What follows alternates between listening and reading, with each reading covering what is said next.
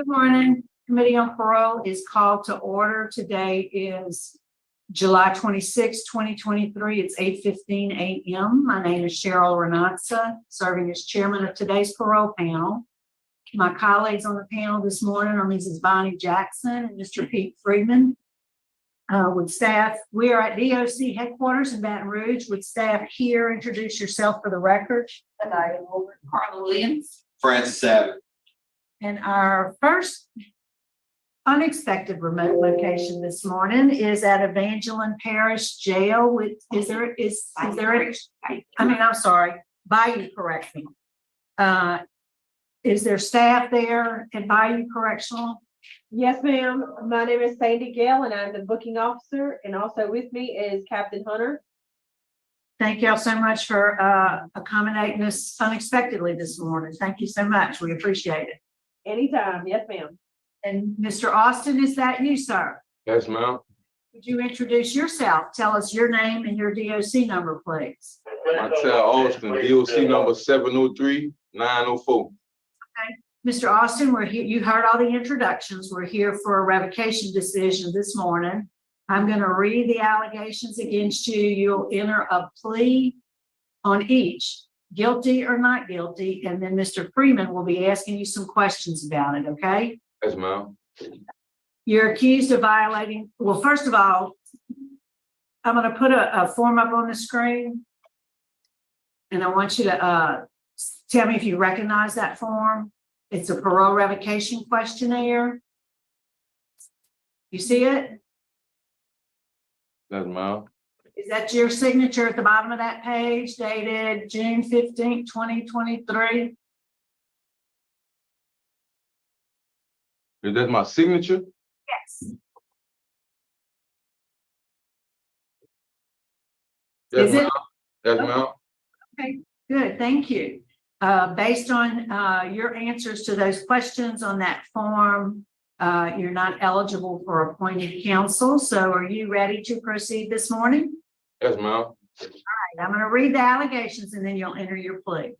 You're accused of violating the conditions of your parole, specifically condition number 1, which says you failed to report as instructed upon release from the Avoyelles Parish Jail on May 5th, 2023. How do you plead, guilty or not guilty? Guilty.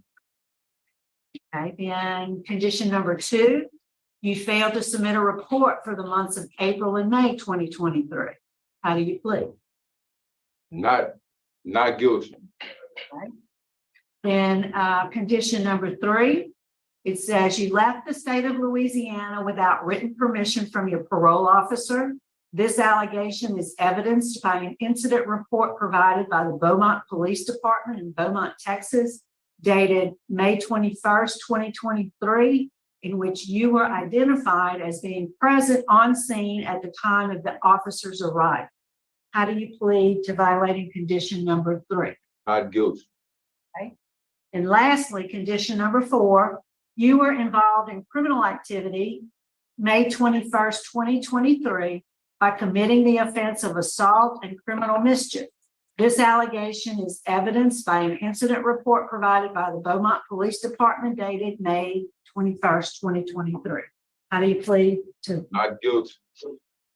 Would you answer Mr. Freeman's questions? Yes, ma'am. Okay, Mr. Austin, did you go to Texas when you were released? No, sir. Okay, well, how did they get this incident report on you? I had told my PO I was messing with a female and she was mad because I ain't want to mess with her. And she just called my PO and lied and said I was in Texas. Cause like, I told my PO, I'm like, if I would have caught some charges in Texas by me being on parole, they would have held me in Texas because they would have typed my name in the computer and saw I was on parole, and they would have held me down there and extradited me to, back to Louisiana. Okay. So the officer that did the incident report and said that it was you in Texas, man, how do you explain that? I'm saying, so if I would have caught, all right, if I was in Texas, if I would caught some charges in Texas, I didn't say he charged you now. He just said you were there and that no sir, no sir, they didn't arrest you. They just gave you a summons, I think it was. no sir. So you saying, I wasn't in Texas. okay. And Lisa, that's your ex-girlfriend? Yes, sir. Y'all didn't have an argument? No, no sir. Okay, you didn't kick any door or break her phone? No sir. She was just mad because I ain't want to mess with her no more.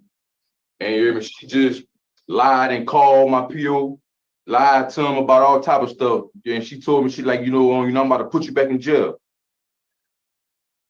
Okay, what about reporting? Why you didn't report when you were released? That's the only thing I'm guilty about. Not on, reporting to my PO in 72 hours. That's the only thing I'm guilty for. I ain't really had no transportation. But I still could have contacted him though. But that was my fault right there. Not contacting my PO within 72 hours. If you were released today, where would you go?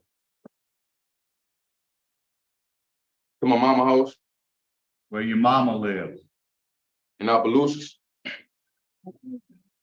Is she on the call today to verify you would go there? Yes, sir. Okay. I got my PO number. My PO name Glenn Stevens. I got his number now. My mama got his number.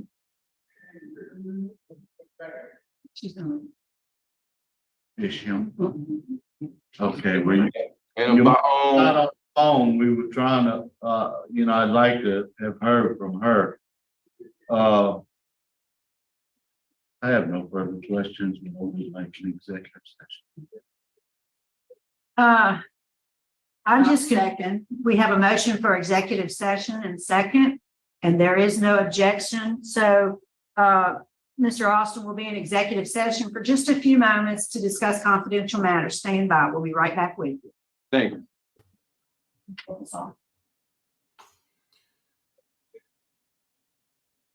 Well, I guess Oh, they're just making a decision, okay. I guess they're checking to see what the Watch out.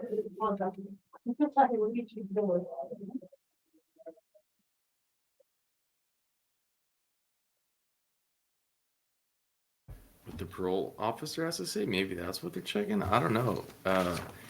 We see over and over and over again where there is a situation that the woman feels scorned for whatever reason and reports them as a retaliatory action to the parole officer. We see it over and over again. Where this is actually the case, where it's not like a DV thing and where she's recanting. It's becoming more of a it seems like you might even call it a pandemic, because there's no repercussion for when the scorned partner does this. There's just nothing. They get away with it. And that needs to be changed. Now, whether or not he's making it up, to call the parole officer and say he's in Texas, it just seems kind of random. Kind of believe that he was probably there, but how is that evidence anyways? How can you just take, because a girlfriend calls and says he's in Texas, that means he's in Texas? Okay, Mr. Austin, we're back. I don't want to revoke your parole today, but I also don't want to just turn you loose to your mother. Would you go to work release if I ordered work release? And I had a job on standby. I was supposed to go work offshore and everything, you know what I'm saying? I got me a job with my uncle on standby as soon as I go home. So you know, so I got income, you know, to pay my PO every month, you know what I'm saying? Cause at the time I ain't really have enough time to really to get no job, cause I ain't really stay out there for too long. I stayed home for like 35 days. But that was my fault for not reporting to him in 72 hours. That's the only thing I'm guilty for. And then the part, you know, you say March 31st. I ain't never get released in March 31st. I had got transferred to a Voyage Parish because I had to detain him. I had to bond out. I ain't never go home on the 31st. You know, I went home May 5th.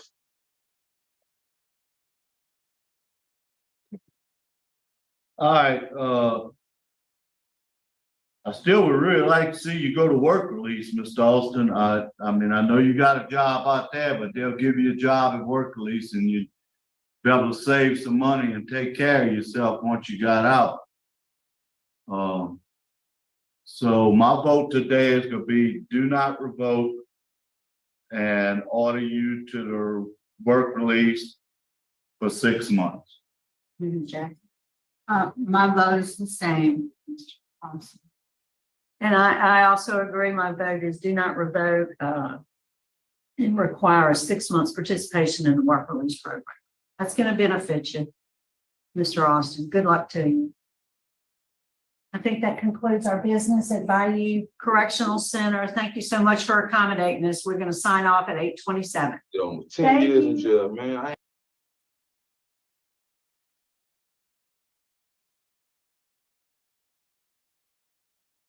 We'll do another hearing after this one, but man, he was not happy about getting sent to work release. You heard he had just done 10 years in jail or prison, gotten out, really just gotten out, and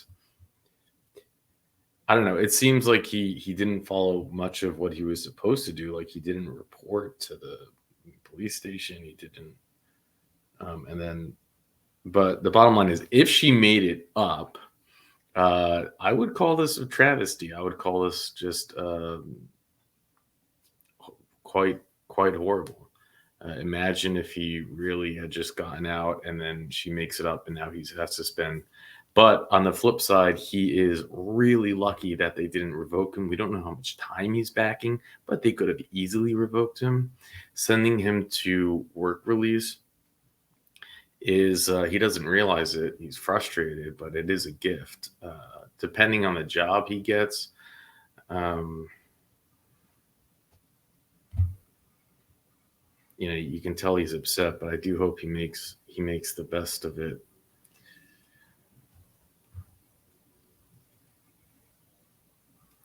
So we can do the next parole revocation hearing.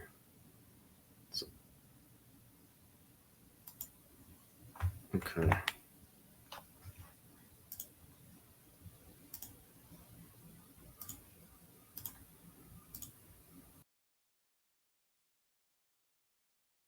All right, good morning, Committee on Parole. We're reconvening at Lafourche Parish Jail. With the staff at Lafourche, please introduce yourself for the record. Y'all are on mute. Can you get somebody to unmute the phone? I mean, yeah. Zoom. Good morning. My name is Deputy Exnicious. Would you repeat the last name? Exnicious. It's EXNICIOUS.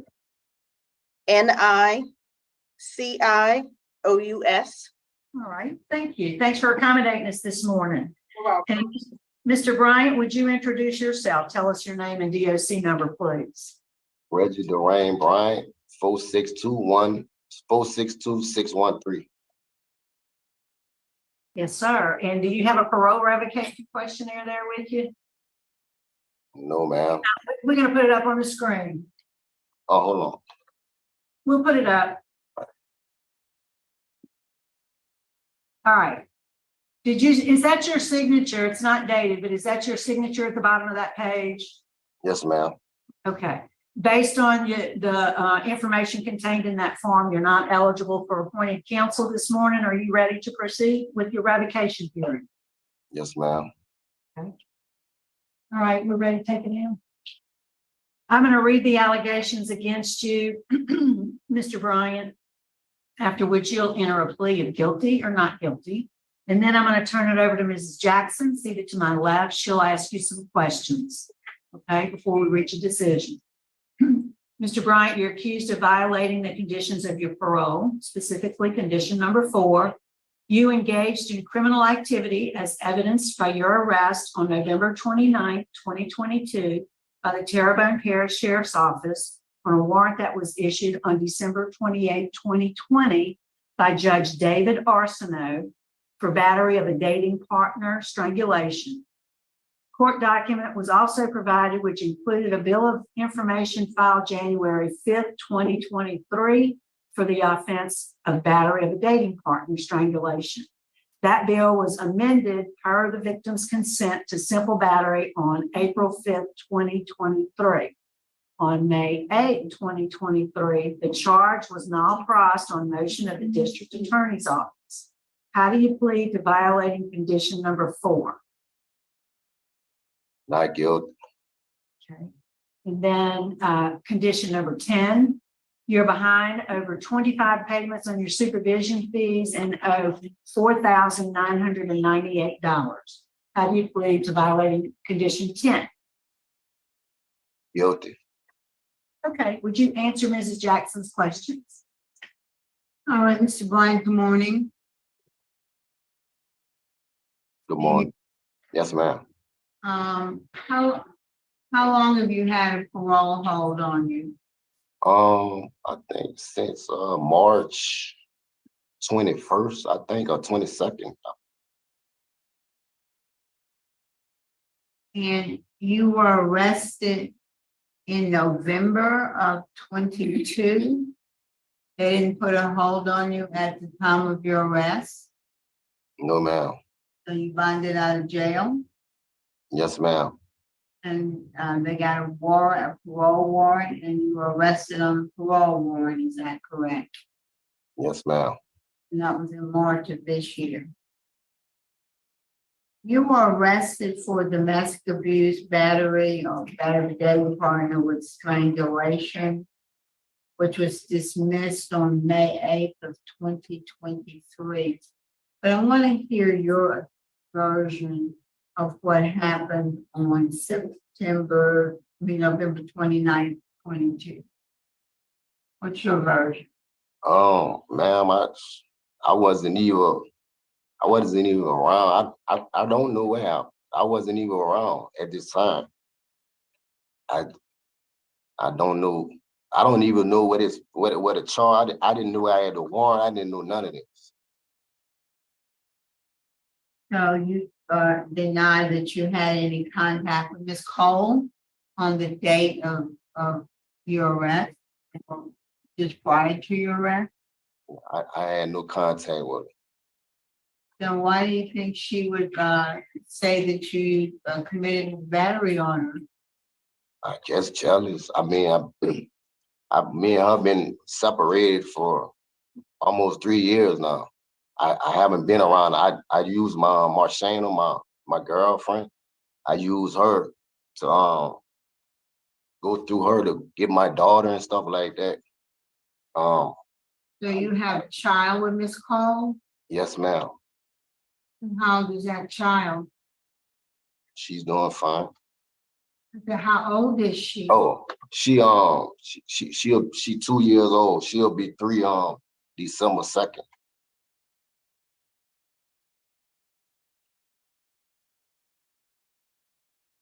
And we always have.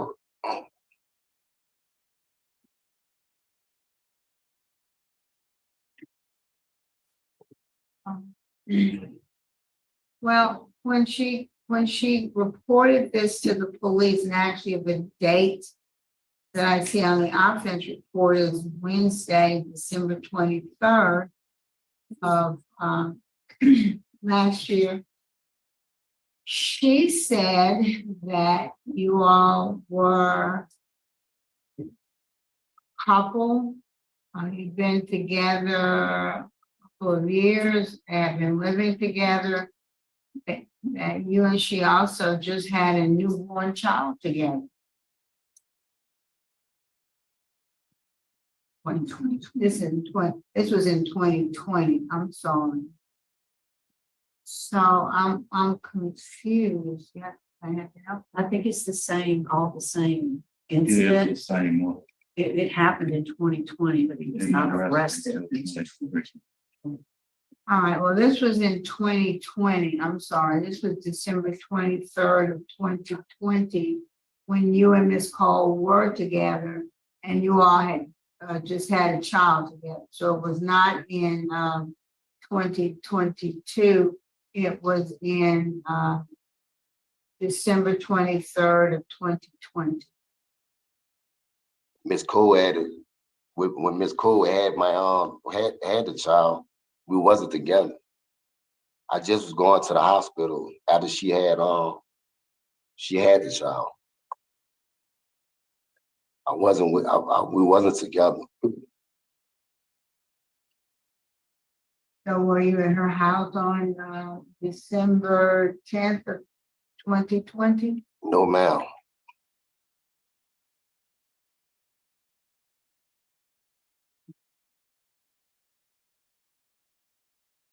And so there was no incident where you were using her vehicle without her permission? No, ma'am. I don't know none of this. No, ma'am. And I have proof of that I wasn't around her at these times, on these dates. Well, it's gonna be pretty hard, most people don't have recollections of specific dates almost 2.5 years ago. I'll accept that you're saying you weren't around, but I'm doubtful that you can document any specific date. And the charges were dismissed, is that correct? Yes, ma'am. But a protective order was issued. Why was a protective order issued? Ma'am, I don't even know nothing about none of this. Sir, now listen to me. You don't get a protective order issued unless either you're present in court and you sign the protective order, or you serve with protective order. I was a judge for 28 years and I've done a lot of protective orders. So on the day that did you go to court and they dismissed the charges in court? Yes, ma'am. And that would have been the date, sir, that they had you sign a protective order. I didn't. Served it on you in court. I never signed no protected order. Not of my knowledge. Well, again, it says on May 15th of 2023, the charges were now crossed. Yes, ma'am. A protective order was issued. All I know about is the charges was down process, but I never knew nothing about no protected order. Cause like I haven't been around her in almost like 3 years. Well, I'm not saying, I'm saying in May, you went to court and they Yes, dismissed yeah. the charges. They had you sign a protective order. That's just kind of the way it works. If they got you right there, the judge, goes over the conditions of the protective order, tells you how many feet to stay away from her, tells you how long the protective order is in effect for, and then you sign it and you're given a copy of it in court. I know. On May 8th, when I had a court day, I wasn't even present in court. It was May 15th. May 15th. That's the date. My last court day was May 8th. Eric Santana had represented me, and I wasn't even present in court. What about supervision fees? Why weren't you paying supervision fees, Mr. Bryant? Excuse me.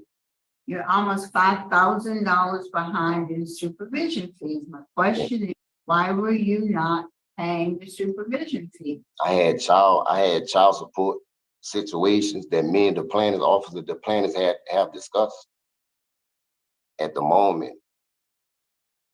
And And we discussed that I was gonna catch up on the fees, and I also try to give him $700 when I got arrested when I had the parole warrant. Me and him discussed that I was trying to catch up on my fees. well, what, I mean, how much were you paying in child support? Um, 650, 700 a month, and I was in the reels for like 7 grand.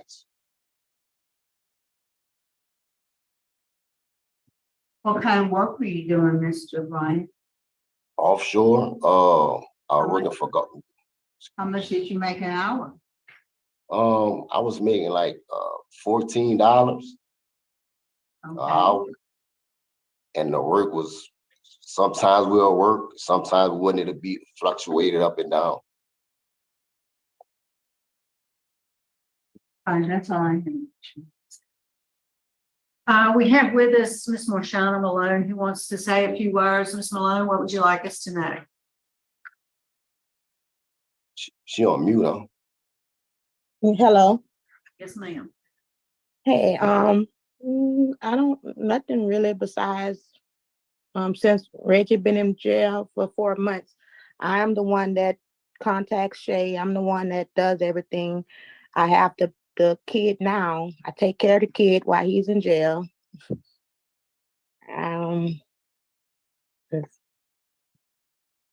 the Carter form she was explaining, I was the one in court, but he didn't show up in court on his last court date when they threw it out. So that's why he probably don't know about the protective order. Why wasn't he in court on his last court date? I'm not sure. I was there, but I'm not sure why they didn't bring him. They didn't bring him there. I'm not sure why. And when you say you have the kid now, what kid are you referring to? I have his child. I take care of his child. Was Miss Cole? Yes, ma'am. Is the child physically present with you right now? She's at daycare because last time I came to court, they said I couldn't have her.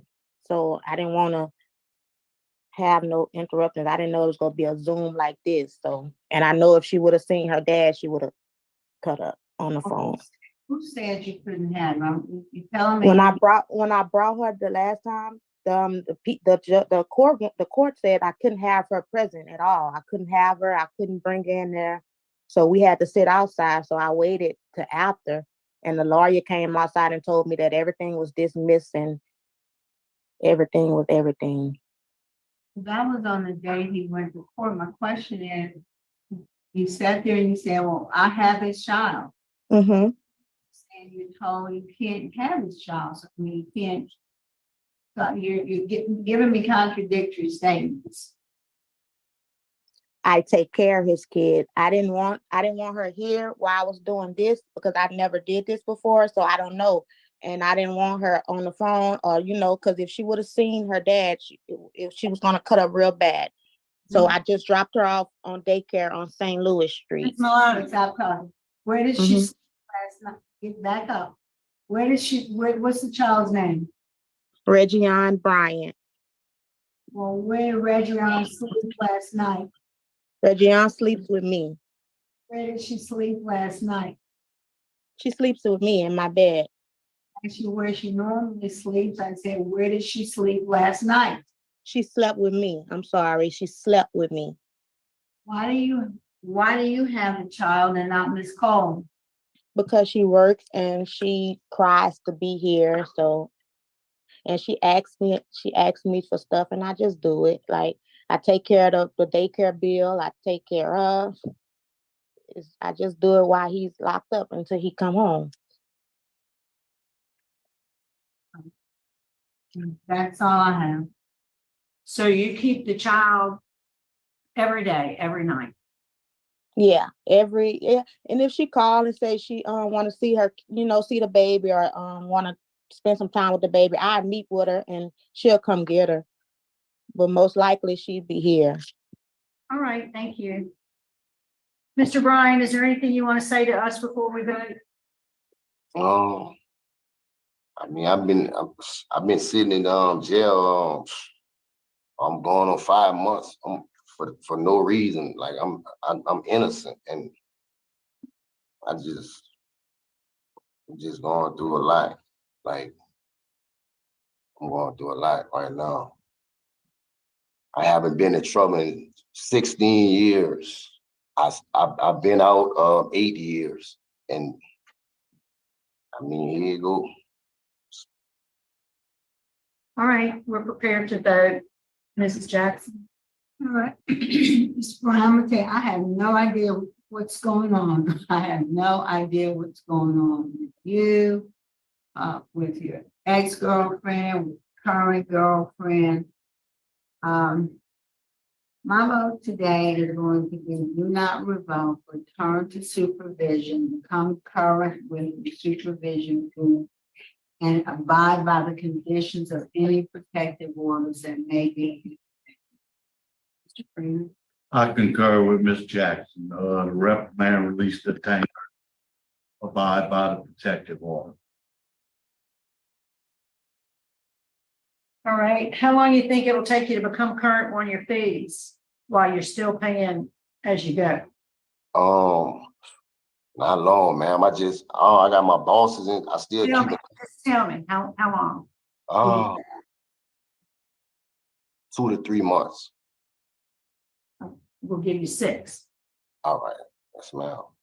My vote is the same for the same reasons. Do not revoke Yes, ma'am. and become current with your fees and abide by any protective order. Would you like to use that? Yeah. Is that we have one more? Okay.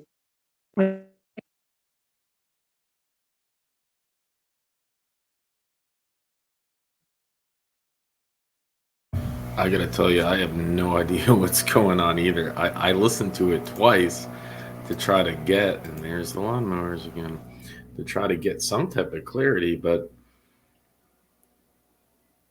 for one thing, I'm glad Mr. Nazi gave him 6 months to pay those fees. He's due $5,000 back. I would say give him 2 years. I mean, how it's another part of the broken system, in my opinion. You lock someone up. I think he said he'd been locked up. He's been out for 8 years. I think. I don't know. He's been out. He's locked up for a long time. He these lawnmowers are driving me nuts. He's been out for a long time. He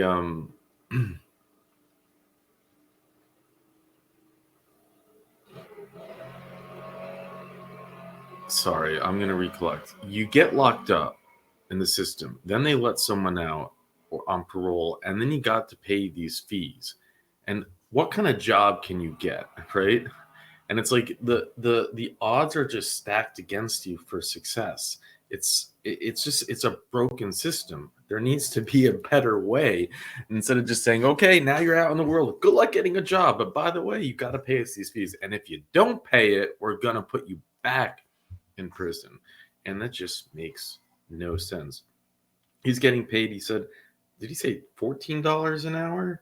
And he's, what would that be if you're 10 hours a day after taxes? Is it like, if you're working 7 days a week, are you going to be making $600 a week? Like, what is it?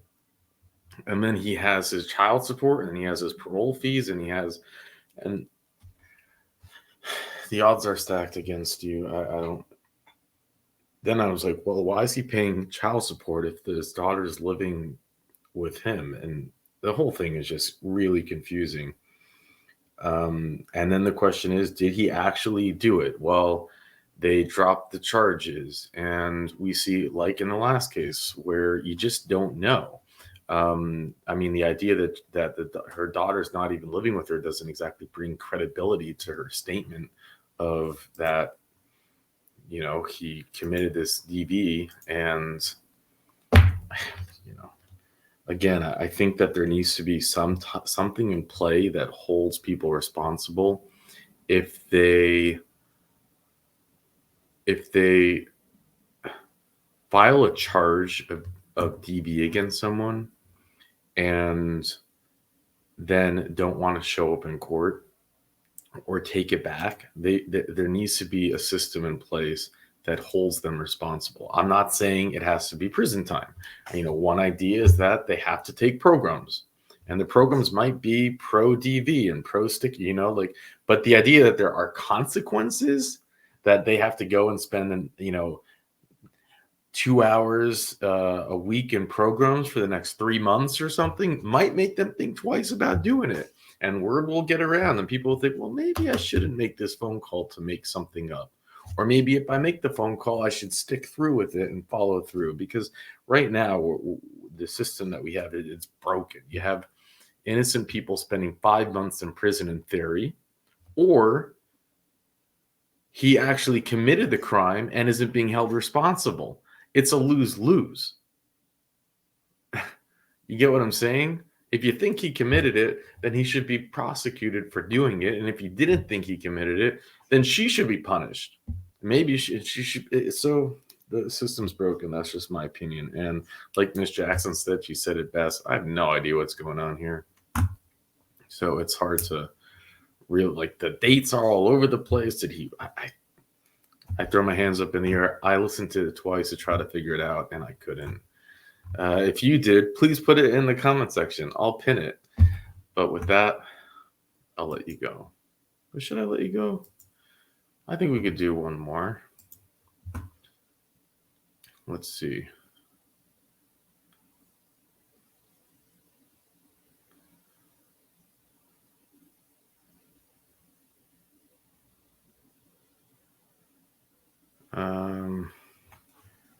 I want to know if we should do a revocation or we should do a hearing. I think we can do.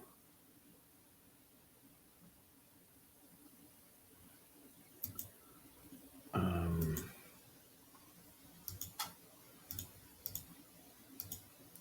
think we'll do a hearing.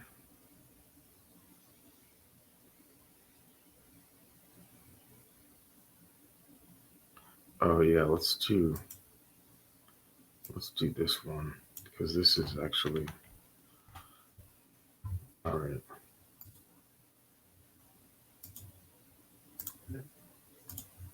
All right, good morning. The Committee on Parole, we are reconvening at Rayburn Correctional Center. July 26, 2023. It is 9:18 a.m. Good morning. With the staff there at Rayburn, introduce yourself for the record. Keith Bickham, Deputy Warden. Kristen Herbert, records. Stacy Rao, classification. Okay, we're going to go ahead and do some preliminaries while the folks here are trying to get in the room. Mr. Mandingo, would you introduce yourself? Tell us your name and DOC number, please, sir. Anthony Mandigo, 325-803. Mandigo. Okay, I'm sorry, I mispronounced it. Mr. Mandigo, my name is Cheryl Renatz. I'm serving as chair of today's parole panel. My colleagues on the panel, to my left is Mrs. Bonnie Jackson. To my right is Mr. Pete Freeman. You are represented by counsel this morning. I'd like to ask counsel to please introduce yourself for the record. Good morning, members of the board. My name is Catherine Jackie Bag-Kirk. I represent Mr. Anthony. I believe we have turned in a packet for him. I know it was a little bit late. We were struggling to get some of his certificates. So thank you very much for your consideration today. Right. And let me acknowledge before we dive in, let me acknowledge the folks who've joined us today. We have Lawana Davis, Shakira Walker, Steve Morgan, Brica Peoples, Oza Otis, Phil Calhoun, Terrence Wynn, Darren Shivers, Kerry Thompson, Jackie McGee, Tracy Smith, and Ruby Stacy. And for those who will be speaking on your behalf, we'll call on them at the appropriate time, Mr. Mandigo. First, I'll read some identifying information into the record.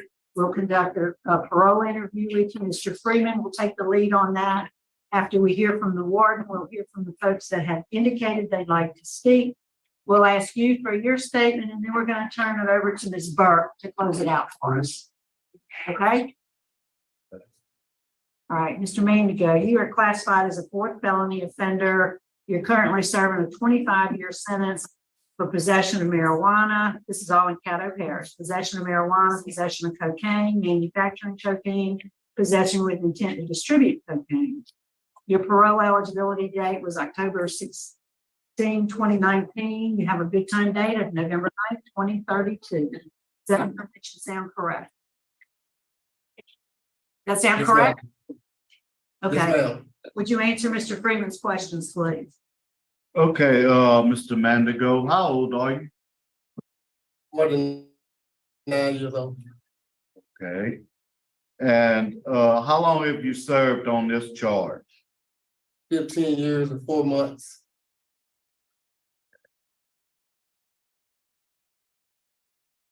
And that's on a 25-year sentence, correct? Yes, sir. Okay, you have a ton of drug charges. Were you a user, dealer, or both? I was both. Okay. Have you ever received any treatment for your drug charge, for your drug problem? Yes, sir.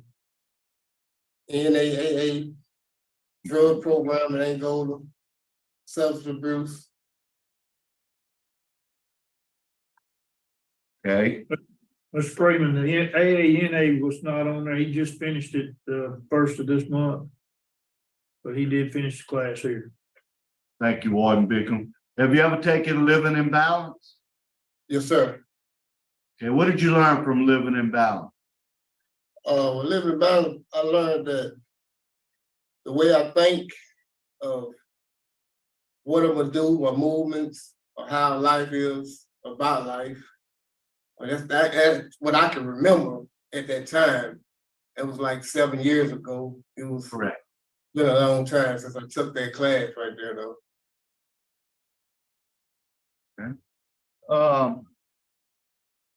I see you were taking your GED. Did you get your GED?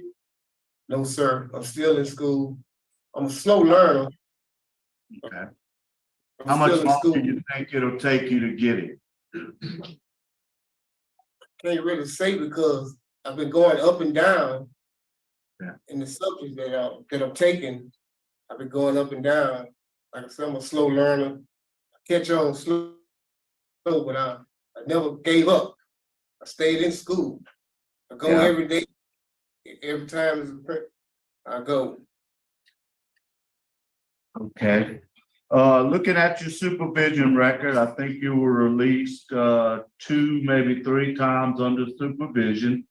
Every time you did well and it expired normally. So you do well when you're on the streets and you're under supervision. Tell me why I should believe you're not gonna go back to using and selling drugs when you get out. Because I have learned selling drugs that I know I was doing something wrong that I thought was right. I know I destroyed a lot of families, my victims. I understand the thing that I was doing that wasn't right when I thought it was right. But I'm not gonna do that thing there no more. I want to go deal with the youngsters, the youths. I want to be able to turn their life around and help them and show them what life is about and give them experience of what I done been through because I wasn't eligible for parole. I had a life sentence. I get a life back and got 40, get a 40 back, got 25. I want to thank God for that. And I have learned my lesson. And my family, I have support, but I don't see me bounding in that. I will go talk to somebody, sponsor, Yeah. pastor, somebody gonna help me. Okay. Do you consider yourself a drug addict? I consider myself as a recovering addict. I Okay, have recovered. all right. Looking at law enforcement, the judge is opposed. You had a big fine. I think it's $250,000, somewhere up in there fine. Yes, sir. But that's not our concern. District attorney is opposed, the sheriff is opposed. The chief is opposed. Your family is unopposed. You can tell by how much, support you have here today. Where are you gonna live? Where are you gonna work if you get out? Gonna live with my mother, Miss Callie Mae. And I have a job, 2 jobs lined up. And Baby's brother lawn care service. And B&M Transit Express. Okay, what's gonna be your sobriety plan? What are you gonna do to stay sober when you get out? Gonna stay from around people, gonna deal with my family. And if I feel like I'm falling, I'm gonna get help. I don't see it though, because what I've been through in my life is a lot. Do we still have him? We lose him? Stand by, we're trying to reconnect.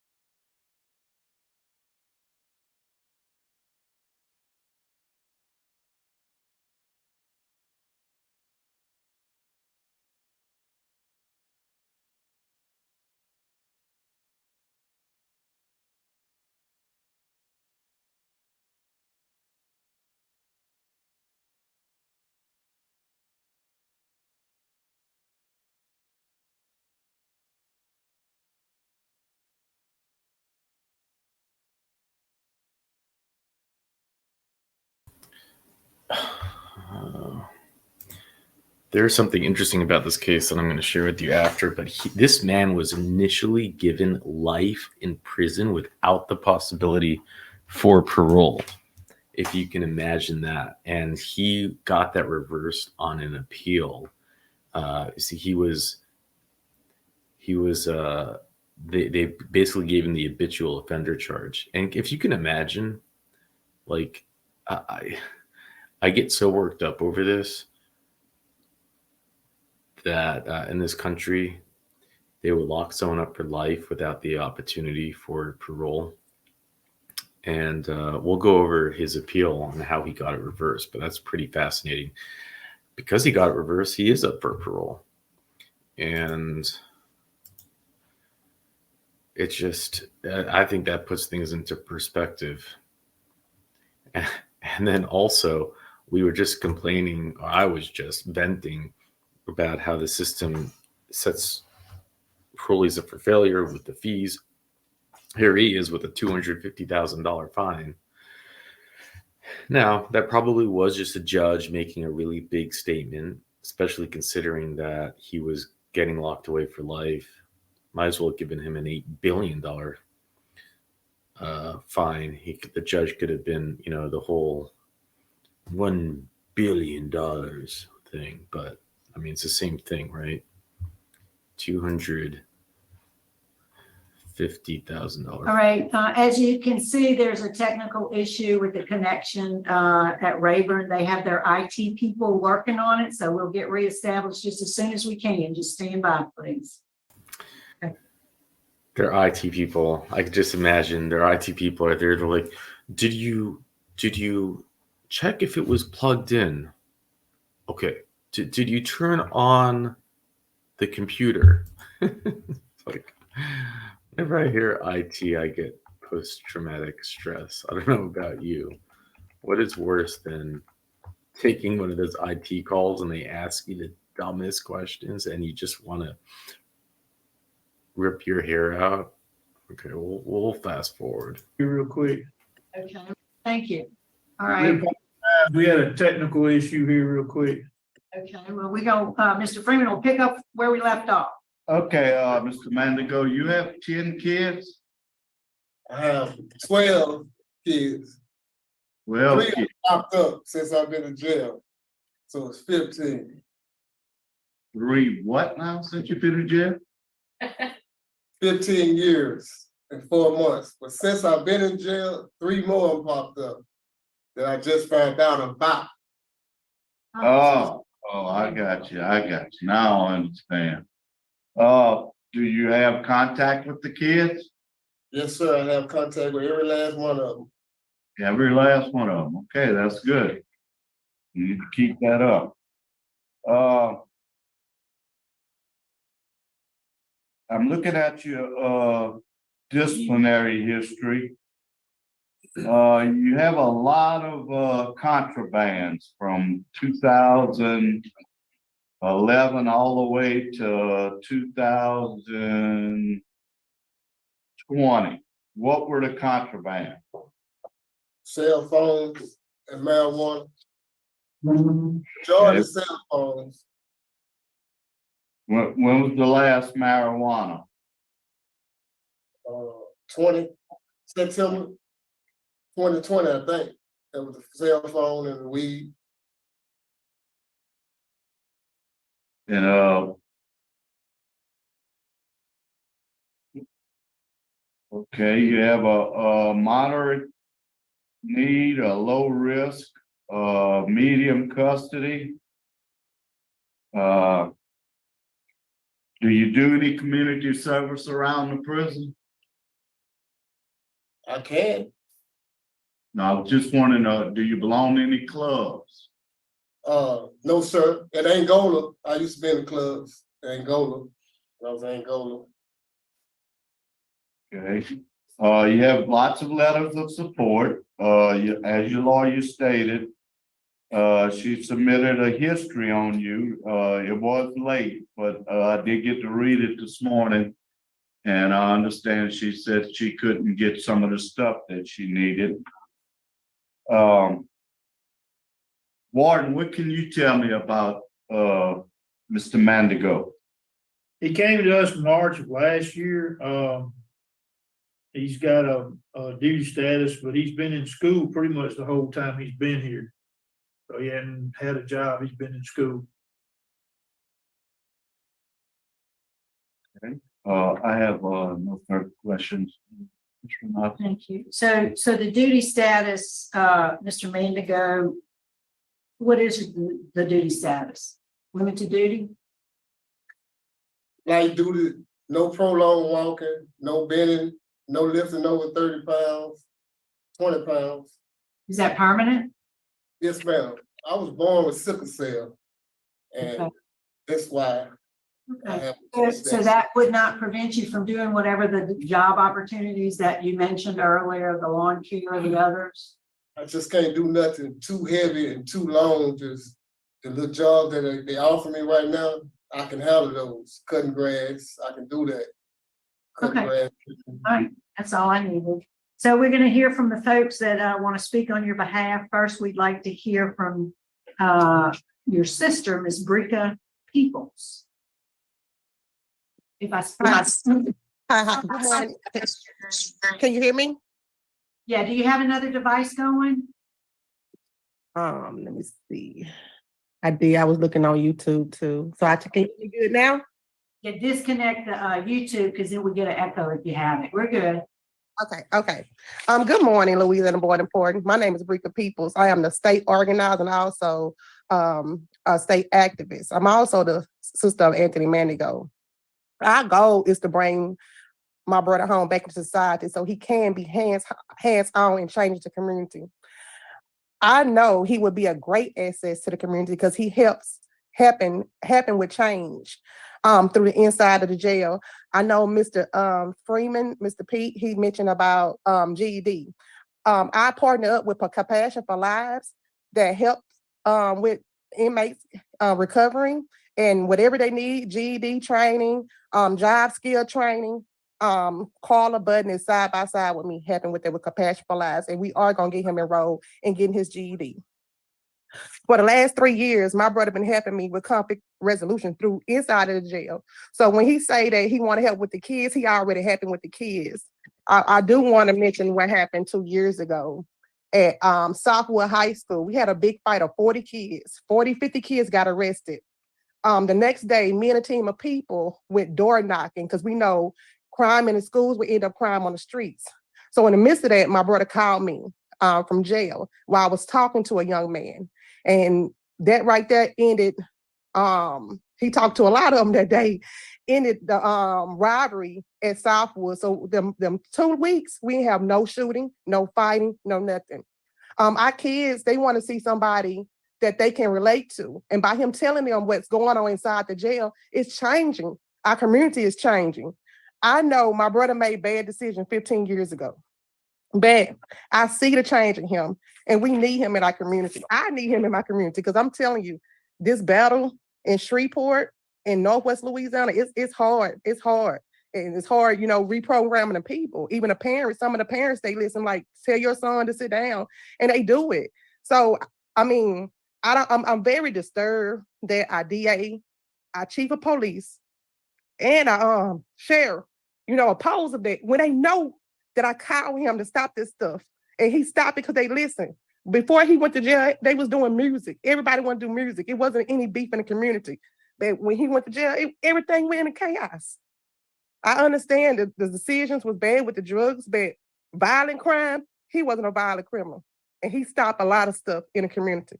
And I sure do appreciate this. I'm honored to be on this call, and I appreciate each and every one of you. Thank you. Thank you, and thanks for the work that you're doing. We appreciate it. Okay, Terrence Wynn. Good morning. Thank you all for having me. Anthony is a person I knew before incarceration. He was a person I knew during incarceration. We was together. I think Anthony came in 2010. I left in 2020. So we did a 10-year stretch together in prison, which we was together every day. There's an old adage that says, with age comes wisdom. Manigo has displayed that wisdom because he is a guy that he never glorified the bad decisions he made, which in the Black community, we glorify drug dealers that succeeds. They show successes by material gain. He had all that, but he had it from a legitimate source, although he made bad choices with drugs. My organization, Pipes, our arms are extended to him. We are all here on behalf of him. And what we do in our community is stop situations from happening. He's a huge force. I mean, his character is being downplayed right now. But he's responsible for a big movement in society. And his voice is a voice of change. His voice is a voice of reason. And his voice is a voice that people respect. So when things do happen violently, he has the influence to change those situations in our community. So he's a person that's learned from his mistakes. And he's a person that's needed in our community because every day is a murder. And those situations need to be rectified. He has the voice and the influence to do it. And we partner with him. All of us have open arms for him, and all of us have a personal relationship with him. So we know exactly what he can do. And if given an opportunity, he'll be proud of the decision. He's a person that you will be able to say that I'm proud that I let him go. So on behalf of Pipes and on behalf of the city of Shreveport, we pray that you let him come home to us. Thank you. Thank you. Thank you. All right, let's see, Mr. Mandigo, before we turn it over to Ms. Burke, is there a statement you'd like to make to the board? Yes, with the phone situation, I just wanted to say that I was in a dark place in my life at that time. And I wanted to talk to my family because there was so much going on at that time. My nephew got killed, my grandmother passed, my brother died, and I was an addict with the phones. I mean, I take that. Selling drugs, I know it was wrong. But I just want to be given a chance, a second chance, to return and be a member, citizen of society, and show everyone that I've hurt, and show them that I can be the better man that I was 15 years ago. And I know it's a lot that I have done wrong, need to be turned into a positive note. And if y'all would grant me parole, I would not let you down. Ms. Burke?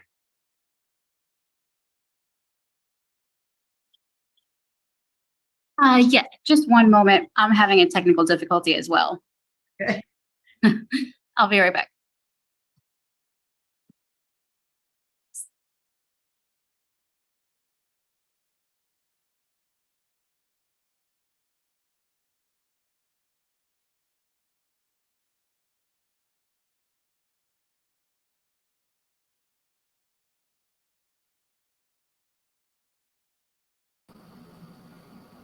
So I've seen this already once, and so that's why I'm going to.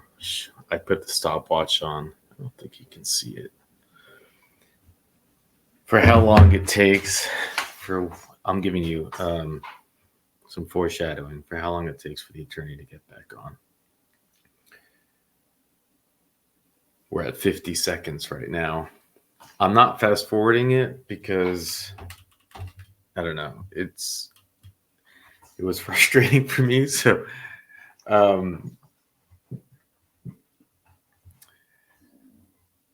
but I could start doing some of the recap, and also we'll go over his appeal again. Like I said, this man was supposed to be locked away for life without the possibility of parole under the Habitual Offender Act. Now, there's a few things that I want to get on. One is the two people who just spoke on his behalf, literally, I don't know what they're saying, but they made him out. Miss Jackson looks frustrated, to be like some type of hero and this amazing person. And was it his sister, who seems like, you know, she's doing great stuff, but let's like not. It actually said that when he went to jail, everything went to chaos. That those were her words. Like, because he's locked up, their whole community went to chaos. A man who was literally selling drugs into his community when he was locked up is because now that's why their community is in chaos, which is just absolutely absurd. I don't think the parole board actually listened to what they said. They kind of go on like, you know, they're turn off mode. We're at 2 minutes, 20 seconds right now.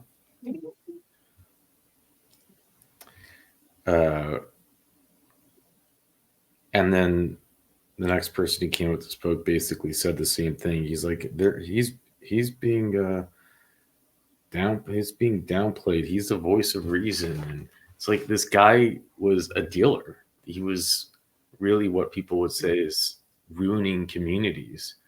Not to mention, I just totally forgot about this. 15 kids. Yeah, she's the one that was trying to rectify. We could hear her. She wanted to video. We could hear it on the speaker. We're at 3 minutes. 15 children. And he's like, and I had 12, and I just found out while I was locked away that I have 3 more. 15. Come on, dude.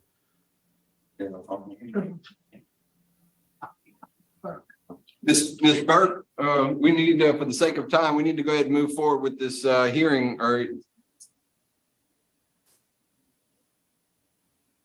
3 minutes and 30 seconds. This is his attorney too. Yes, I think I'm gonna have to drop off and log back in. My computer is not allowing me to open my camera. Well, here's the We deal. don't need the camera. We can hear you on audio, and if you can hear us, we need to go ahead and move forward, okay? Okay, right. just a second, please. We're about to move forward, okay? 4 minutes. We can do it by just audio. We don't need the camera. All I right. understand. I'll just need another short minute. I'm sorry to the board. I apologize. Can you imagine? She's insisting to use her camera, insisting on it. It's beyond me, really. Like, they don't care to see you. You're his attorney. Just, you're making them wait. He's been waiting 15 years for this hearing. I wonder how much they paid her. And you can't figure out how to get your laptop to work. She was just on the screen too. And who cares? You go talk. Do your closing statement. It's not going to make a difference. Anyways, what you say. If anything, it's only upsetting them more. They're on 5 minutes now. And if she knows anything about these parole hearings, that's 5 minutes is a long time.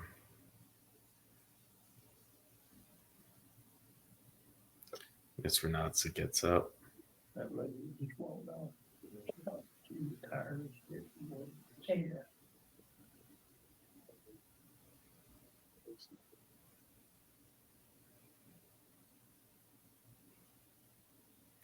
And for Anthony, this must feel like as long as his 15 years.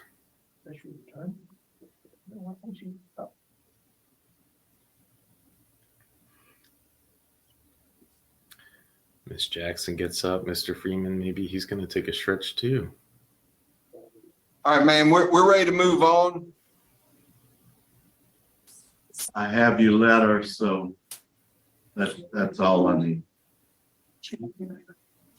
Mr. Freeman's like, we're good. We got your letter. 6 minutes. Okay, Mr. Mandigo, I really enjoyed the interview today. I think you have some great insight. I just ask that you give me just another moment. We have your brief and we're ready to vote. I think it's going to be okay. I'm right here. Just give me 2 seconds to get my papers together. Give me 2 seconds to get my papers. They just said it's going to be okay. Read the room. Members of the board, I apologize for that. We've had a little bit of a hectic morning. I wanted to conclude very, very briefly. I know you've been waiting by just stating that I know y'all mentioned earlier that Mr. Anthony did well while he was out on release. And he and I have discussed that, as he mentioned, he considers himself to be a recovering addict. That addiction is something that you struggle with each and every day. His family members talked about while he's out putting him in supportive programs where he will be able to get the care that he needs. They're talking about putting him in the Highland Club, which was one of the places that is 10 minutes away from his mother's home. He has community support. He has 2 places where he will be able to get employment. And members of the board, that's pretty much what I wanted to close with. I know we outlined some of those things in our letter, but I wanted to offer that to you guys. Do you have any cards? All right, thank you. Thank you. Okay, I'm just going to jump in for this now. I think I realized what just happened. You see the woman's head on the right. So they had 2 different voices. So it wasn't her who, and I what's her name? It was not Catherine who was telling them to wait. It was like probably her junior person, a paralegal, even a secretary or someone who she's ran out of the room and she's keeping the board for 6.5 minutes thinking that's the right thing to do. She doesn't have the power to, but really in reality, like that was a terrible situation. But she, as a junior, what was she supposed to do? She doesn't know what to do. It falls on Catherine. It still is Catherine's fault for not being in the room. If you remember, she started the hearing by saying, sorry, we couldn't get our report in. We couldn't get his files on time. So the report was late. And then she, so a horrible situation, a complete disaster. You shouldn't treat clients this way. You should have parole board this way. And then she came up and made like a 1.5 minute statement that was absolutely no one cared to hear. It didn't mean anything. And while she's saying it, people are interrupting her. And she actually said the words like, sorry, it's been a hectic day, which you say that to the parole board. It's like, are you nuts? Anyways, people, when you hire an attorney, I don't know, you just make sure you're getting one that cares. Anyways. Okay, Mr. Mandigo, as I stated, I enjoyed the interview. You were very enlightening. I think you personally feel that you have caught hold of what you did and you realize how wrong it was, how many people you victimized. Are you gonna be living near Shreveport? Yes, sir. Okay.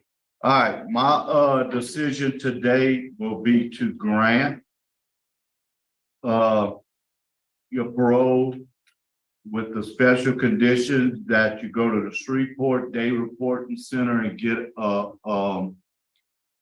evaluation. Just because you had that test in 2020, I want you to go get an evaluation, follow any recommended treatment that they give you, 3 AA meetings per week, and I definitely want you to get with your sister and do 4 hours of community service a month. Our youth does, sometimes they glorify people that have had problems, but you can get out there and give them your message, and I think it will help our youth.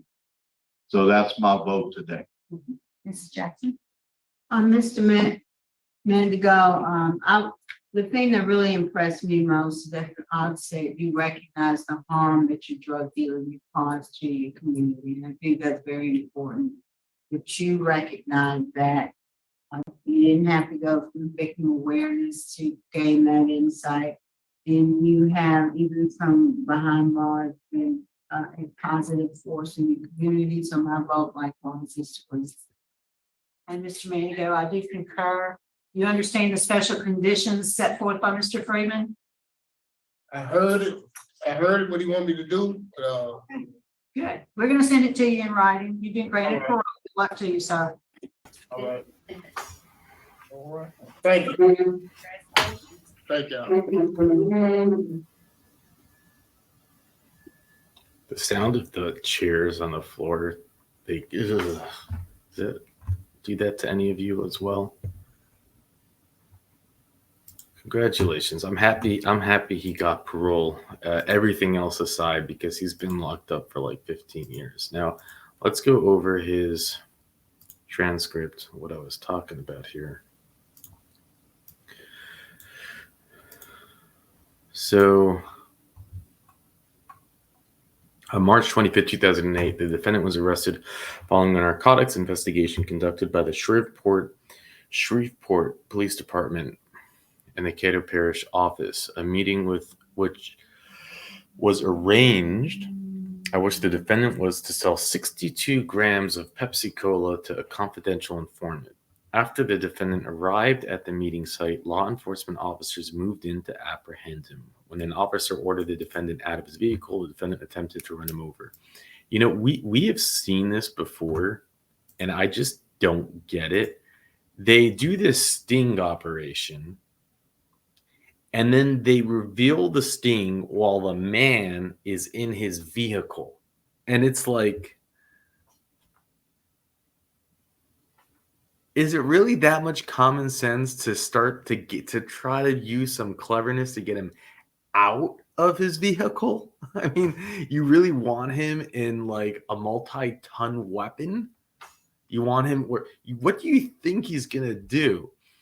We did a case where they did this last time, where the guy had actually gone out of his vehicle went into the store. They did like the deal. They got back into his vehicle. And then at that point, they all stormed him in street clothes with weapons drawn. And he just did this. It was a big deal. It was like a few pounds.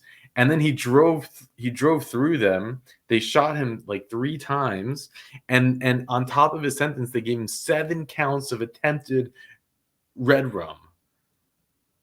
And I was just like, he just did a deal and you charged him. You ran out at him with in street clothes. What do you think he's going to do? And anyways, why didn't you get him when he was leaving the restaurant, not in his vehicle? It's just, the some law enforcement activity makes no sense and it drives me nuts. Because he observed the defendant's young daughter in the front seat of the car, the officer responded by shooting at one of the front tires instead of the interior of the vehicle. Oh, look at that. Unbelievable. Yeah, this dude. So here, let's go talk on this. A pillar of the neighborhood, as his siblings were saying. The man controlling it, not only is he a dealer, but he's also doing a 62-gram deal with his daughter in the front seat. You guys got to be kidding me. It's funny how people just gloss over things and like it's okay to want someone out because he's been in 15 years and he's worked to change and it's a long sentence, but don't say that he's a pillar of the community and the communities fell apart when he got locked up, and here he is being the destructive pillar of the community by feeding addiction and doing it with his daughter in the car. At least let me give the police officer credit here for identifying that in the field and not shooting her father. Okay, so that could have gone so bad. I didn't even know that. So anyways, but by shooting at one of the tires instead of the interior, as he attempted to flee in his vehicle, the defendant threw a plastic bag out the window toward a dumpster. However, the bag went over the dumpster and landed on the ground. It was recovered by law enforcement officers, and because of course, if it was in the dumpster, they would. Police aren't going to check the dumpster. Now, if he made the throw, they would have been like, "Oh wait, it's in the dumpster. No, we can't check that. No." Anyways, determined to contain approximately 58 grams. And again, this is like, why didn't they just do the sale, get him out of the... Anyways, he had his daughter with him. That's sick. That's so sick. I don't like this. The guy's trying to make excuses to like the guy, but you're doing a deal with your daughter in the car. I really lost any respect for you. I mean, not that I would say I had respect, but I just lost, like, I don't know what I can say. Like, I'm not even rooting for you, I guess. The defendant was forced to stop his vehicle as he was arrested. A search warrant of the defendant's residence revealed. I mean, what could be more dangerous than selling 58 grams of this in New Orleans anyways? Like, things go wrong.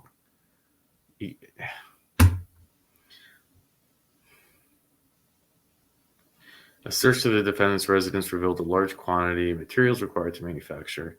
The defendant was charged with a bill of information with 1 count of possession, in excess of 28 grams, 200 grams violation, blah, blah, blah. Manufacturer, Schedule 2, blah, blah, blah. The state asserted defendant following prior convictions, a 93 conviction of possession, a 98 conviction of attempted possession, in 2005. So here's where they all added up all these other possession charges.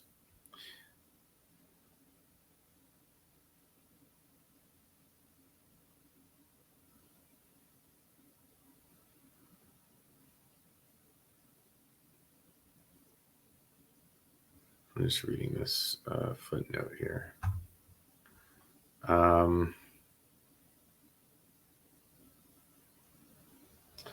Following the hearing held on October 20, 2008, the trial court adjudicated the defendant as a 4th felony offender. And if the 4th felony of 2 prior felonies or felonies defined, blah, blah, blah. So he was given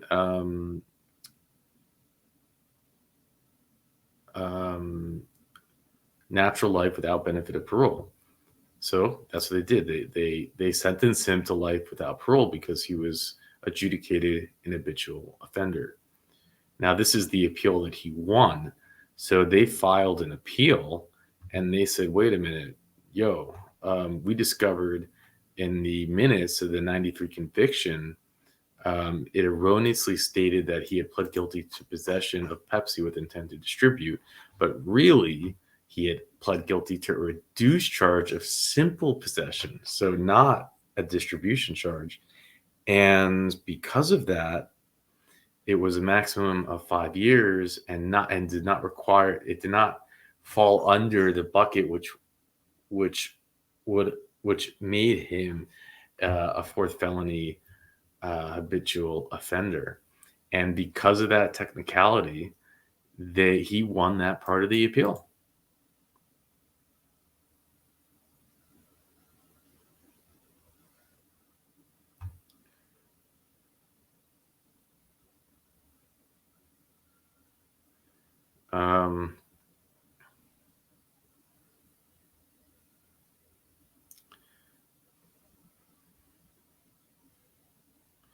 Then he goes through different, but that's just interesting, like, hey, technicalities are really important. And the idea that the court gave him a life sentence and wrongfully did it, and that his attorney caught that. Good for his attorney then, I'll tell you that. I mean, being a public defender, which I'm guessing he had a public defender, maybe not. It could be he had a lot of money. Remember, he was fined, what, $250,000? So it could be he was making a lot of money and he had a good attorney and they actually found this and saved him from getting a life sentence. But I think that's pretty, and you only have a limited time to appeal, I think, right? So you probably have people that are locked up on these habitual offenses that shouldn't be, because I could see this happening a lot. They just happened to catch it. I mean, it was an astute attorney. Give that attorney credit. Unlike this attorney, now again, it was.